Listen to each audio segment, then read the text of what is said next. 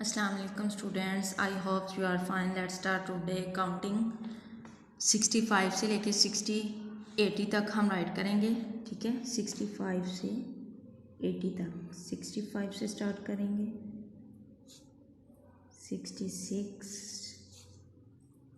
67 67 68 68 69 69 70 70. ٹھیک ہے، نیکسٹ ہے جی 71 71 72 72 73 73 74 74 75 75 76 76 77 77 78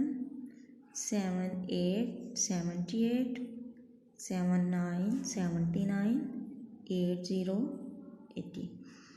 ٹھیک ہے، اب نیکسٹ ہم کریں گے circle all the numbers from 60 سے 69. 60 سے لے کے 69 تک جو جو یہاں پہ نمبرز آتے ہیں ان کو ہم نے سرکل کرنا ہے. ٹھیک ہے، سب سے پہلے ہے جی 60 کو کر دیا. اب نیکسٹ ہے 61،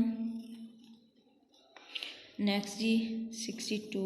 یہاں سے ڈھونڈ کے ہم نے ان کو سرکل کرنا ہے. ٹھیک ہے، 62 سے نیکسٹ یہاں پہ آتا ہے جی 63. اس کو سرکل کر دیا. نیکسٹ ہے جی 64.